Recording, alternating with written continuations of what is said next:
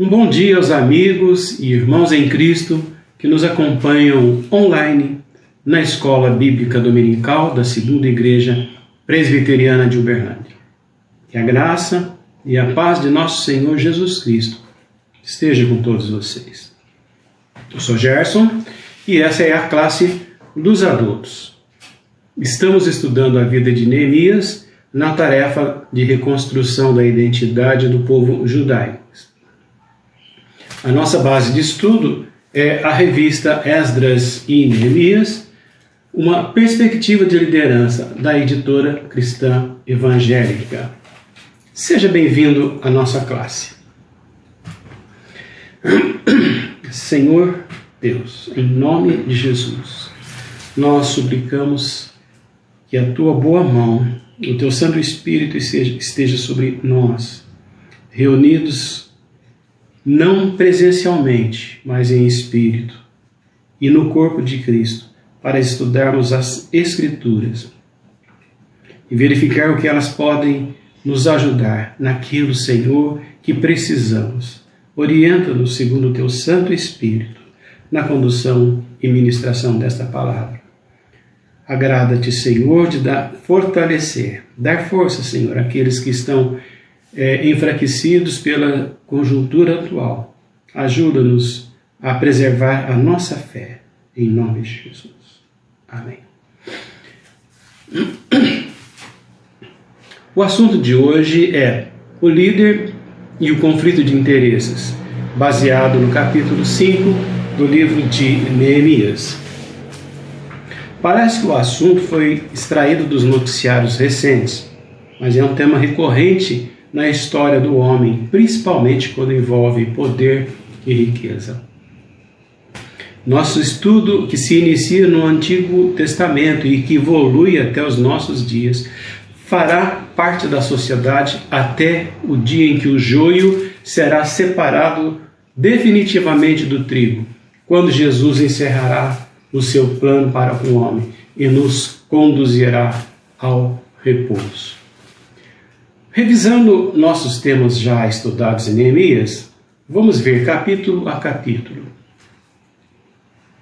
1. O líder e a oração. 2. O líder e o planejamento. 3. O líder e a tarefa. 4. O líder e a oposição externa. Então, abra sua Bíblia no capítulo 5 de Neemias e vamos ver o que o Senhor tem para nós hoje. Este capítulo contém também o texto devocional, nos versículos 6 a 9, e utilizamos o versículo 9 como o versículo-chave. Para a leitura destes textos bíblicos, utilizaremos duas versões da Bíblia, a NVI, Nova Versão Internacional, que é esta aqui, que eu costumo e gosto muito dela, e a ARA, Almeida, Revista e Corrigida, utilizada pela maioria das nossas igrejas. Ambas são aceitas como muito confiáveis por toda a comunidade cristã. Quando a citação for da NVI, eu mencionarei esta sigla. Caso contrário, estarei falando da Revista e Corrigida de Almeida. O versículo-chave diz, Neemias capítulo 5, versículo 9, NVI. O que vocês estão fazendo não está certo. Vocês devem andar no temor do Senhor, para evitar a zombaria dos outros povos, os nossos inimigos. Neemias estava empenhado na tarefa da reconstrução dos muros e portas de Jerusalém. Na lição passada, vimos a ação dos opositores externos e a ação de Neemias para resolver aquela situação. A ação de Sanbalate, Tobias e Gesem continuaram mesmo após a reconstrução do muro, mas Neemias precisou enfrentar outros problemas, e desta vez dentro da sua equipe. Quando a urgência da execução de uma tarefa, o líder, seja de instituição secular ou religiosa, precisa contar com o apoio de uma equipe comprometida e de confiança. Obstáculos sempre acontecerão.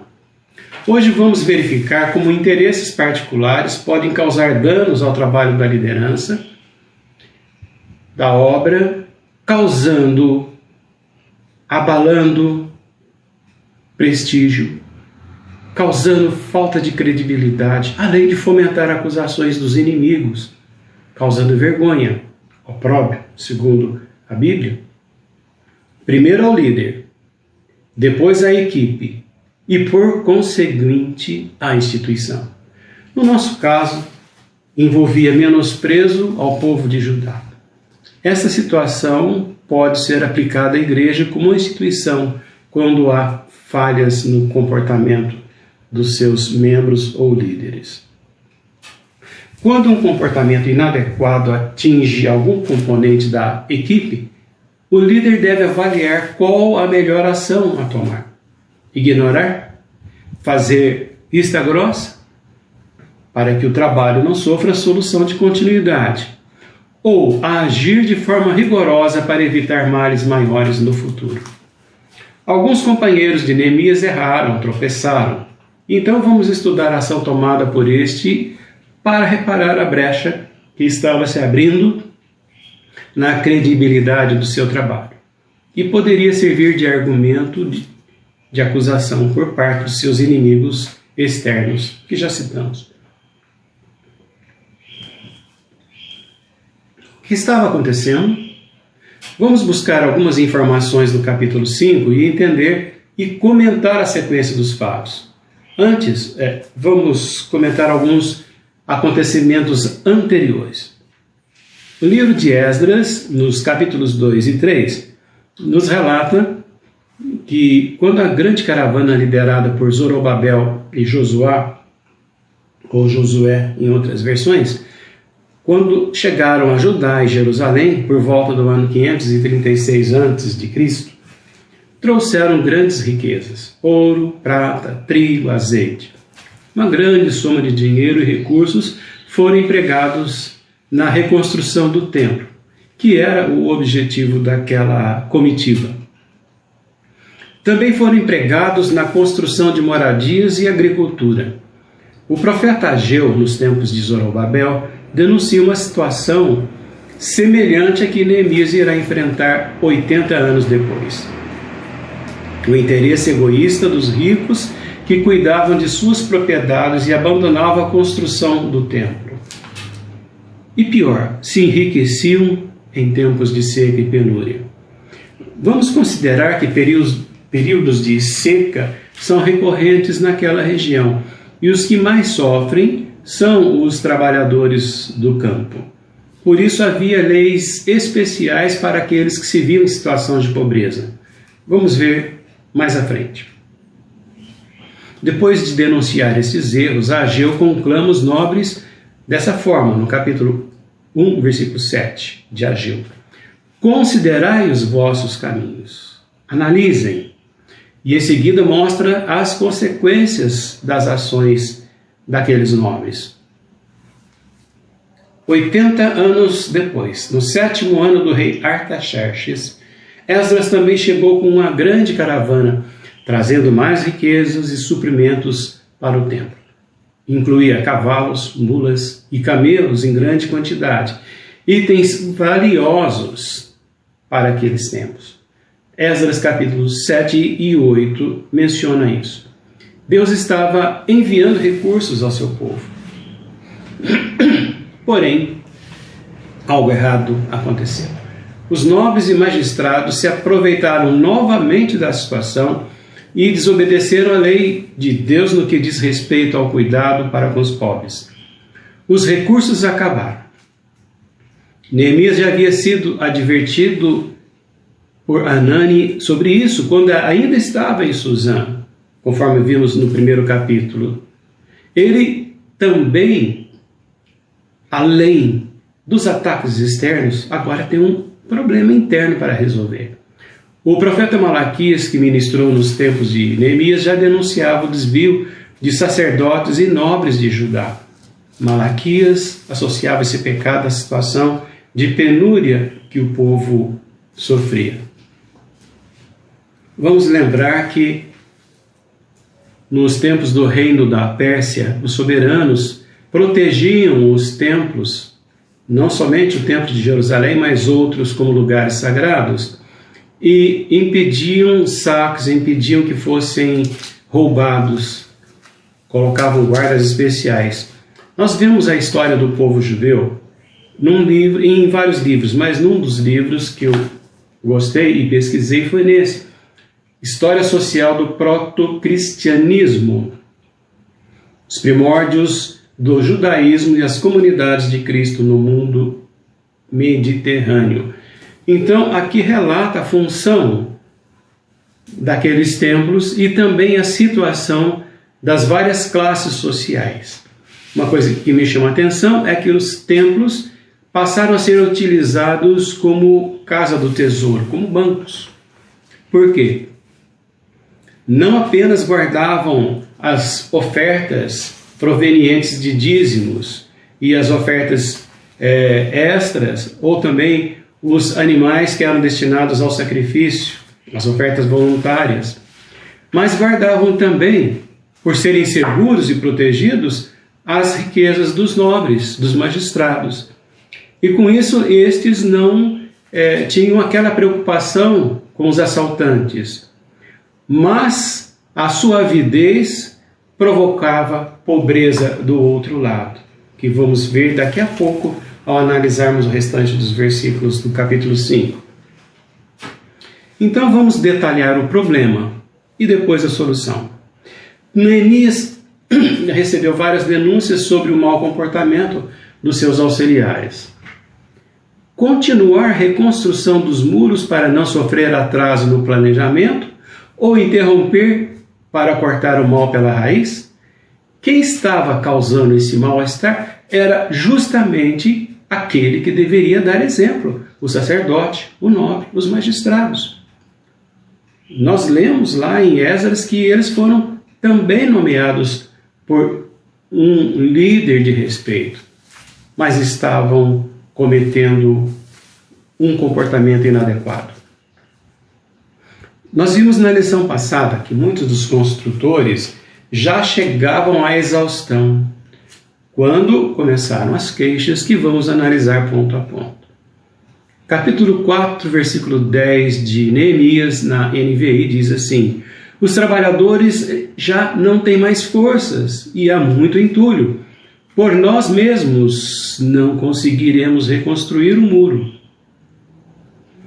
Começou aí a queixa. E o capítulo 5, a partir do versículo 1, nos informa: o povo, homens e suas mulheres, começou a reclamar muito dos seus irmãos judeus. NVI. Então o clamor era generalizado. Versículo 2, o clamor dos pais de família. Eles diziam: somos muitos, nós, nossos filhos e filhas, e precisamos de trigo para comer e continuar vivos. Não havia seguro social, seguro-desemprego, Bolsa Família e outros benefícios. O trabalhador recebia seu salário ao final do dia. Portanto, era um diarista. Em tempos de seca, não havia trabalho, mas havia despesas. Muitos deixaram suas famílias e gastaram suas reservas por amor à cidade de Jerusalém, reconstruindo muros e portas. O seu anseio era ver a cidade restaurada e protegida. Agora, os recursos findaram e dependiam de tomar dinheiro emprestado para alimentar seus filhos e pagar impostos também, até que fosse possível tirar o sustento do seu trabalho no campo. O versículo 3 relata o clamor dos trabalhadores. Alguns tinham profissão de ourives, outros de perfumista, mas a maioria era de trabalhadores do campo. O sustento básico do judeu estava na agricultura. Muitos chegaram com as duas caravanas migratórias, com Zorobabel e depois com Esdras. Eram poucos sacerdotes, mas milhares de trabalhadores ansiosos para cultivar a terra dos seus antepassados. E era o que sabia fazer. Agora, com suas terras fora da proteção dos muros e sujeitos a ataques de salteadores, os proprietários de terras entraram em desespero.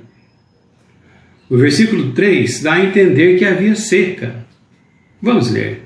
As nossas terras, as nossas vinhas e as nossas casas empenhamos para tomarmos trigo nesta fome.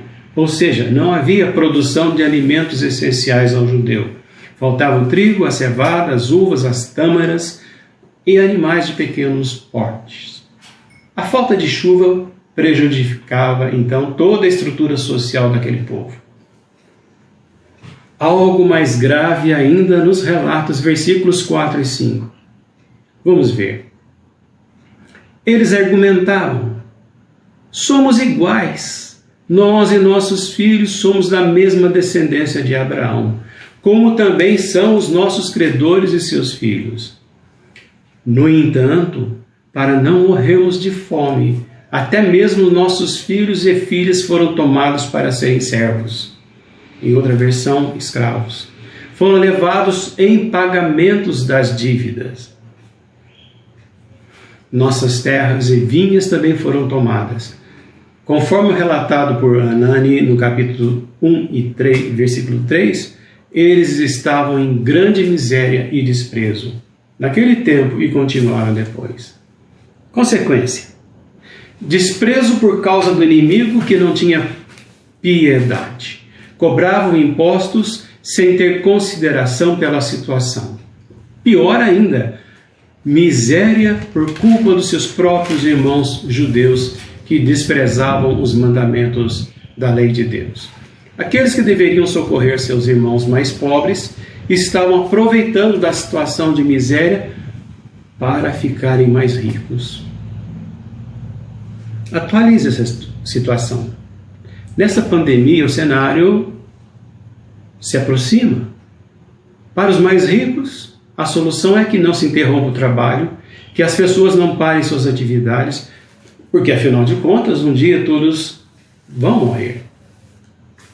Por acaso, você não viu ou leu que no passado recente, grandes empresas foram envolvidas em escândalos de propina, desvios, superfaturamento, para se enriquecerem e dominarem o sistema financeiro? Você não ouviu que os mais pobres batem às portas dos bancos federais em busca de auxílio ou empréstimo para pagar dívidas e alimentar a família? E os juros do cheque especial ou do cartão? Quantos podem pagar essas dívidas? E o que acontece com os inadimplentes? O número de oportunistas, hackers, assaltantes, roubos e furtos aumentaram sensivelmente. Os jornais noticiam que estão em andamento operações da polícia contra esses crimes, incluindo uma da Polícia Federal, denominada sugestivamente Mercadores do Caos. Mas vamos relacionar o assunto com os ensinos de Jesus e também os do Antigo Testamento. Vamos um pouco mais além do que está na revista. Onde tropeçaram os nobres e os magistrados para dar origem a tantas reclamações e denúncias e clamores? Uma das tarefas que Esdras, contemporâneo de Neemias, recebeu do rei Artaxerxes foi a de lembrar ao povo judeu a lei do Senhor. Vamos recordar algumas coisas. Esdras capítulo 7, versículo 10. Na NVI. Pois Esdras tinha decidido a dedicar-se ao estudo da lei do Senhor e a praticá-la e ensinar os seus decretos e mandamentos ao povo israelita. No versículo 25 deste capítulo, palavras de Artaxerxes: e você, com a sabedoria que o seu Deus deu a você, nomeie magistrados e juízes para ministrarem a justiça a todo o povo situado a oeste do Eufrates, a todos os que conhecem as leis do seu Deus, e aos que não a conhecem, você deverá ensiná-las. Aquele que não obedecer à lei do Deus de vocês e à lei do rei, seja punido com a morte, ou com exílio, com confisco de bens ou com a prisão.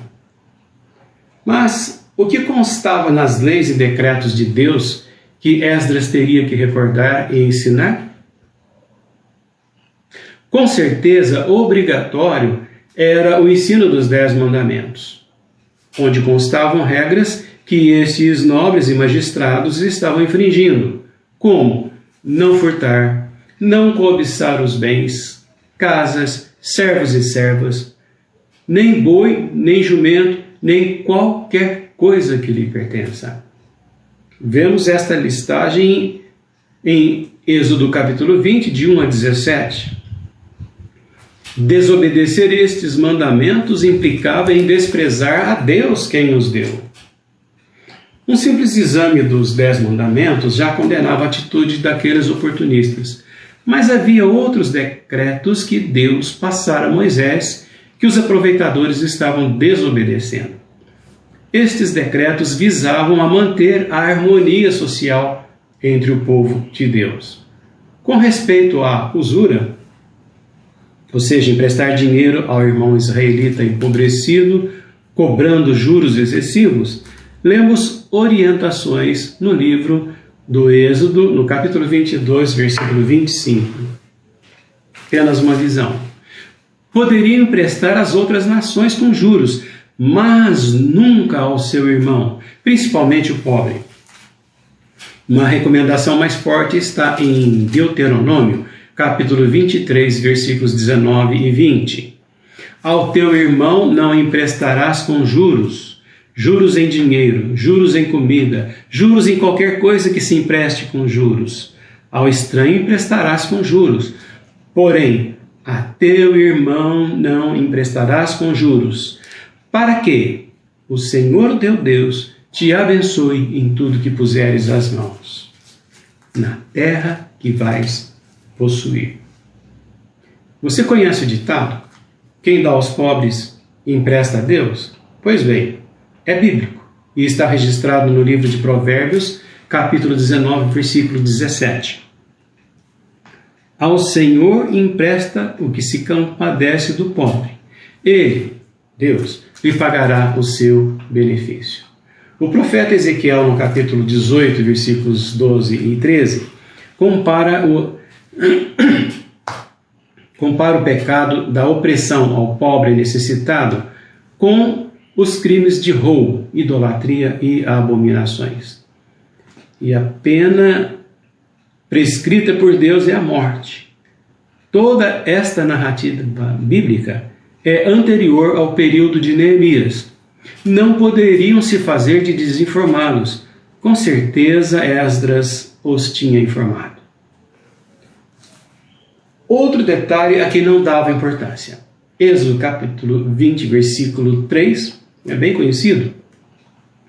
Não terás outros deuses diante de mim. Não é dito em Neemias que estes nobres adoravam deuses estranhos, mas na prática, o que faziam? Qual era o Deus que estes oportunistas, mesmo sendo judeus, estavam servindo? Um Deus que Jesus identificou como sendo Mamon. Encontramos esta referência em Mateus capítulo 6, versículo 24 e Lucas capítulo 16, versículos 9, 11 e 13. Vamos procurar entender melhor esta colocação. A sociedade atual serve a este Deus, entre aspas, Mamon, mesmo sem se aperceber da gravidade do assunto. Nunca houve um Deus ou demônio com este nome. O que a Bíblia cita nas referências mencionadas é a transliteração da palavra Mamon, do grego, conforme a NVI, ou aramaico, segundo outras fontes. O significado de Mamon é riqueza. Qualquer riqueza, monetária, casas, joias, terra. Algumas versões bíblicas utilizam riqueza ou riquezas nestas referências, incluindo a NVI que mencionei. Em Mateus capítulo 6, 19 a 34, Jesus ministra a seus discípulos o perigo de se preocupar mais com os interesses seculares do que com Deus, e aconselha a não juntar tesouros na terra, onde pode ser roubado. O tesouro que ajuntamos nos céus não pode ser alcançado pelos criminosos. Em seguida, dentro desse mesmo contexto, Jesus fala dos olhos bons e maus. Não os olhos naturais, estes, mas aqueles que são atraídos pela cobiça, pelo desejo de enriquecimento fácil, injusto e iníquo. Então vem a citação de Mamon. Ninguém pode servir a dois senhores, porque ou há de odiar um e amar o outro, ou se dedicará a um e desprezará o outro. Não podeis servir a Deus e a Mamon, as riquezas. Você pode continuar e observar nesta leitura que elencamos que Jesus continua a falar sobre bens materiais. Mas o que é importante é a frase de Jesus: ou se dedica a um e desprezará o outro. Se você se dedicar demasiadamente às riquezas, estará desprezando a Deus. Em Lucas capítulo 16, versículos 9, 11 e 13. No versículo 13 diz: não podeis servir a Deus e a Mamon. Aí surge a mesma expressão, porém em outro contexto. Não é apenas a preocupação em acumular riquezas, mas a origem destas riquezas, as obtidas de forma ilícitas, desonestas. No versículo 9, uma frase de Jesus provoca estranheza. É aquela: fazei vós, amigos das riquezas da injustiça ou iníqua, para que quando vos faltarem as riquezas, vos recebam eles, os amigos, nos tabernáculos eternos.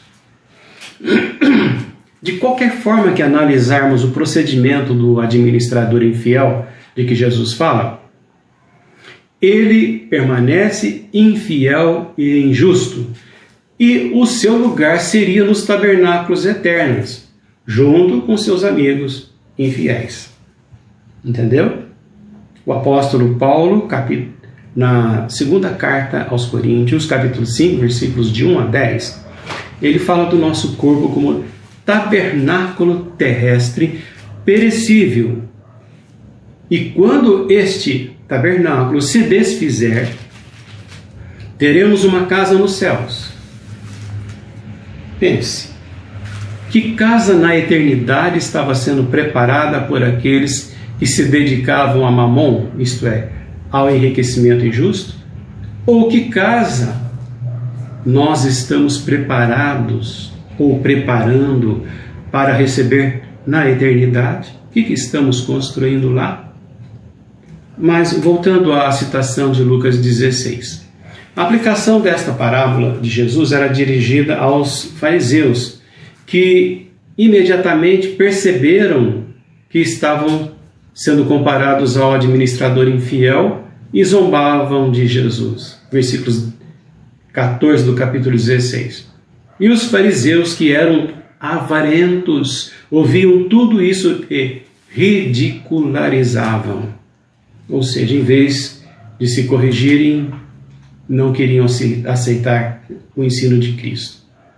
Qual a classificação que você daria aos aproveitadores dos seus próprios irmãos? Gananciosos? Avarentos? Ou qual outro adjetivo? Qualquer escolha cai na condenação de Jesus. Ou se dedicará a um e desprezará o outro. Ou se dedica a enriquecer, mesmo às custas do sofrimento do irmão, e despreza a Deus, ou se dedica a Deus e socorre o pobre e o necessitado.